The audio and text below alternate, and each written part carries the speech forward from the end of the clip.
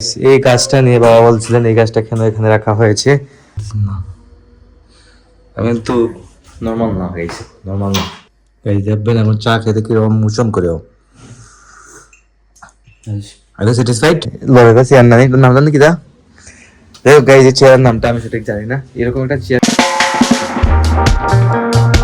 Hello everyone good morning welcome to my new blog কেমন আছেন আপনারা সবাই আশা করছি সবাই ভালো আছেন আমি ভালো আছি এইমাত্র ঘুম থেকে উঠলাম উঠেই রেডি হলাম যাব এক্সারসাইজ করতে জিমে আর গাইস গতকালকে রাত্রে যে পরিমাণ কুয়াশা পড়েছে যার কারণে দেখুন আমাদের জানালার ক্লাসের অবস্থা কুয়াশায় কিন্তু গাইস এখন পর্যন্ত মানে ধরে আছে এই দেখুন কি অবস্থা ঘোলা হয়ে আছে গাইস আর বাইরে কিন্তু রোদ উঠে গেছে অলরেডি এই দেখুন গাইস ওয়েদারটা খুবই সুন্দর শীতের সকালটা সত্যি খুবই অসাধারণ খুবই ভালো লাগে কিন্তু বাইরে রোদ উঠে গেছে অথচ কুয়াশার যে পানিটা জমাট বাঁধে এটা কিন্তু রয়ে গেছে গ্রিলের মধ্যে এই অবস্থা মানে ঠান্ডা কিন্তু প্রচুর পড়ছে এবার এই দেখুন বাইরে কিন্তু রোদ থেকে উঠে গেছে কিন্তু বাইরে ওয়েদার বেশ ঠান্ডা কিন্তু তো সবাই ঘুম থেকে উঠে পড়েছে মোটামুটি মা কিন্তু গতকাল থেকে একটু অসুস্থ আছে সর্দি কাশি তো আমি এখন বেরিয়ে পড়বো কারণ আমি প্রতিদিন মাত্র 1 ঘন্টার মতো ওয়ার্কআউট করতে পারি এর থেকে বেশি আমি করতে পারি না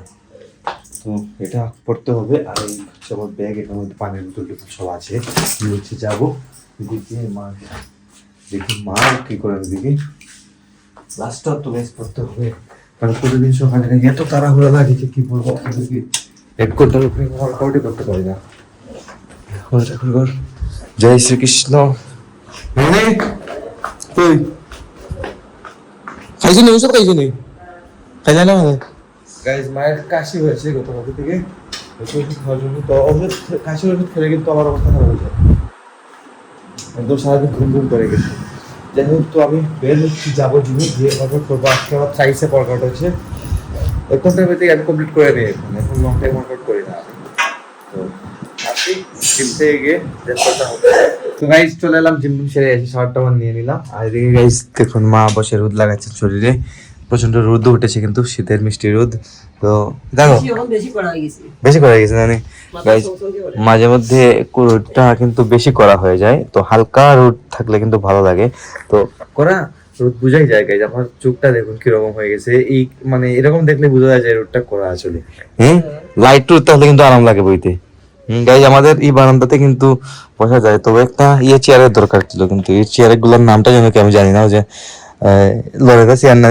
নাম জানি কি দা দেখো গাইজ এই চেয়ারের নামটা আমি সঠিক জানি না এরকম একটা চেয়ার কিন্তু প্রয়োজন ছিল তো আস্তে ধীরে ধীরে আনবো আর আমাদের রুমগুলো সেট হয়ে গেছে এখন পর্যন্ত রুমগুলো সেট হয়ে যাওয়ার পর আমি এগুলা মানে ধীরে ধীরে সবকিছু হবে উপরে একটা দুলনাও লাগাতে হবে ছাদের মধ্যে সবকিছু নিতে হবে একটা একটা করে ঝামেলা তো গাইজ শেষ হয় না তাড়াতাড়ি অনেক ঝামেলা কিন্তু বাকি রয়ে গেছে যাই হোক তো রোদে দাঁড়াতে ভালোই লাগে কিন্তু আমি মাত্র স্নান করে আসলাম তো আমার ভালো লাগছে আমার অনেকক্ষণ বসে আছে কাশি হয়ে গেছে মায়ের সর্দি কাশি গাইস এটা সিজনে একবার হয় এটা মাস্ট 2-3 দিন থাকে আপনারা জানেন কিছুদিন আগে আমারও হয়ে গেছে সেই কি দা স্নান করতে হয়নি স্নান টান হইলাম আমার নাস্তা রেডি নিব হ্যাঁ গাইস আমার ব্রেকফাস্ট রেডি নিচে গিয়ে ব্রেকফাস্টটা সারি পোস্ট ওয়ার্কআউট মিল তো নিতেই হয় আপনারা জানেন বাবাও চলে এসেছেন স্নান করে দেখুন নিচে যাবো এখন আবার গাইস তৈরি করে নিলাম আমার পোস্ট ওয়ার্কআউট মিল তো দেখুন খুবই এনার্জেটিক খাবার কিন্তু এগুলা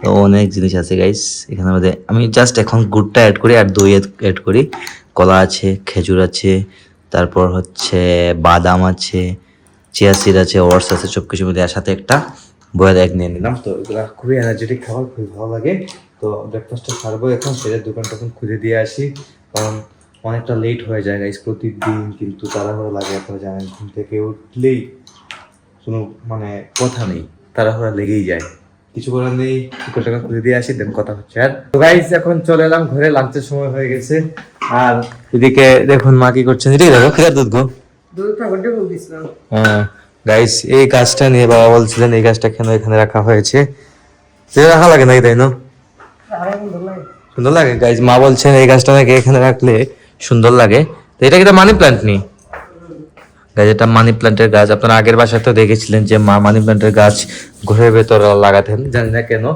এগুলো লাগানো নাকি ভালো মা বলছেন জানি না যাই হোক, তো এখন লাঞ্চের সময় হয়ে গেছে, আসলাম বাসায় লাঞ্চ করতে। দোকানে বাসায় আসতে পারি না, একটু ঝামেলা দিচ্ছিলাম। আর এটা হচ্ছে গোপালের দুধ, গোপালকে ভোগ দিয়েছিলেন দুধ। নষ্ট হয়ে খাওয়া না কেন গাইজ, কমলা গুলা নষ্ট হয়ে যায়, মানে খাওয়া হয় না। যদি চুলে রাখা হতো তাহলে কিন্তু ঠিকই খাওয়া হতো আমাদের ঘরে। তখন চুলে রাখলে আমার খাওয়া যায়। গাইজ অনেক সময় আছে কি যে ঠাকুরকে ভোগ দেবেন, এই দেয়, আমাদের খাওয়া হয় না। অনেক সময় আছে যে সময় ইচ্ছে হয় সময় আসলে পাই না, আর যে সময় ইচ্ছে না মানে হয় না সে সময় দেখা যায় সামনে পড়ে, কিন্তু সে সময় খেতে ইচ্ছে করে না। এবং মায়ের ঘরে ছুড়ে রাখছেন, খাবো এখন অবশ্যই। মা খুঁজে দিচ্ছে। তো কমলা গুলা কিন্তু বেশ বড় বড় সাইজের, দেখুন বেশ ভালোই লাগে কিন্তু। তেমন একটা টকও না, কিন্তু মোটামুটি মিষ্টি আছে। মা খুলে খাইতেছেন। রান্না করে যাস নি আজকে? তাহলে নিরামিষ? গাই আজকে কিন্তু রবিবার, যার কারণে নিরামিষ রান্না হয়েছে। তো আমি আসি একটু উপর থেকে হাত মুখ ধুয়ে, দেখি স্বাক্ষর কি করছে, দেখি স্বাক্ষর হলো। গাই স্বাক্ষর এখন পর্যন্ত ঘুমাইতেছে। বাসায় এসে দেখি সবকিছু অন্ধকার, বিদ্যুৎ ছিল না গাইস। তো দেখি কি অবস্থা। ভাইয়া স্বাক্ষর উঠে যাও। কখন উঠছো তাহলে ঘুম থেকে তুই? এখন উঠছো না? গাইস ও এখনো ঘুমাইতেছে। আমাদের সময় ইচ্ছে হয় সময় উঠে। কিতাব আমি কিতাব হয়েছ আমার করে আনি। আমার গাইস মামাদের বাবার সাথে কথা বলতেছে। হাত মুখ ধুয়ে আসি, ধুয়ে লাঞ্চ করবো। গাইস চলে এলাম হাত মুখ ধুয়ে, এখন লাঞ্চ করবো। কিতা আনছো আজকে? গাইস দেখুন, ভোগের প্রসাদ নেই গাইস, এটা হচ্ছে ভোগের প্রসাদ। এটা গোপালকে ভোগ দিয়েছিলেন, ভোগ দিয়ে মা খেয়ে রেখেছেন। যাই হোক, তো এখন লাঞ্চ করে অনেক খিদা লেগে গেছে, কিন্তু দুপুরে পনেরো খেতে বসে গেছে। আগে বাংলা জায়গা কেউ পাই না, তুমি কই সাদা আসলাই? গাইস রিপন ভাই ছিল ছাদে, আর মা ছিলেন বিছানাতে ঘুমে, স্বাক্ষরও ছিল ঘুমে, আছে ঘুমে। যার কারণে দরজা খুলে নাই, আমরা 5-10 মিনিট থেকে দরজা দাঁড়িয়ে আছি। যাই হোক, এখন খাওয়া দাওয়া করি। তো গাইস লাঞ্চ করে উঠে কিছুক্ষণ শুয়ে পড়েছিলাম, আর বিকালে কিছুক্ষণ শুয়ে গাইস চোখ টোক লাল হয়ে যায় আমার। এই দেখুন মা প্রার্থনা করছেন।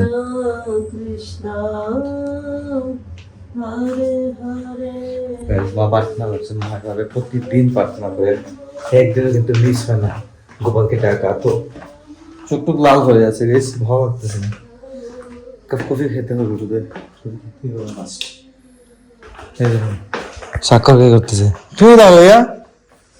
হ্যাঁ তোদের কোন লড়া শব্দ নাই, বুঝলাম না কিতা বিষয়।